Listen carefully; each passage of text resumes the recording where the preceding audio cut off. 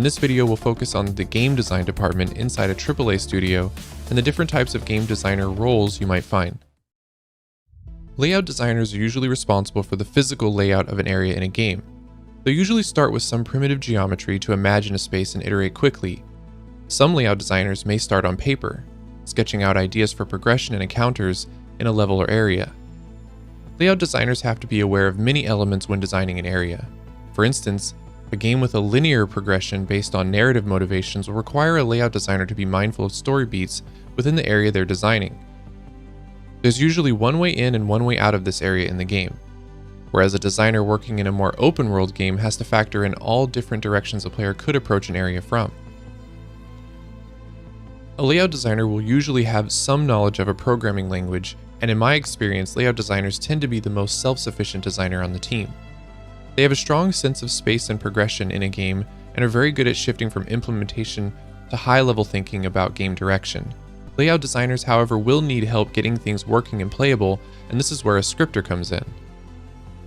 A scripting designer, or technical designer, often shortened as scripter, is usually the more technical of the designers on a team.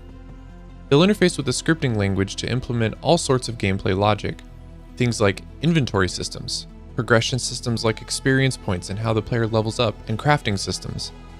A layout designer might say, "Hey, I have this door the player needs to open and I need an animation to play here for the door and the player. Could you hook that up while I keep working on this layout?" And that's where a scripter comes in. They'll interact with every department responsible for such a task and wrangle it all together on top of actually getting it working in game. So here's where a further distinction comes in. Because scripter is such a broad term for this type of designer, some studios have a scripter dedicated to specific aspects of a game. So let's discuss melee and combat. Depending on the variety of combat, you may have two types of designers handling each part. If your game is just fighting hand to hand, then combat and melee are all the same thing. But if your game has guns and projectiles, then you might find a combat designer responsible for the shooting parts and the melee designer handling all the fisticuffs. The difference is that a melee designer will focus on the melee system across the entire game. They aren't focused on specific encounters in which melee takes place, just that the melee system needs to be robust enough to take place anywhere in the game. If you have super cool finishing moves and things like that, then there are going to maybe be contextual objects that the player will use, things like chairs, desks, doors, walls, etc. The melee designer is responsible for making sure that that finisher will work from all predictable angles that the player could approach from. If your game does have guns and projectiles, then a combat designer will mostly be focused on combat scenarios and areas where this type of combat will take place. A combat designer would be responsible for setting up encounters, cover for the player, how the enemies will exist in the space, how they'll enter, whether more enemies will be triggered when a player is spotted, when combat should start and end, etc. Combat in a game is a broad area and there are many things to account for. Now that we've talked about combat, let's talk about systems.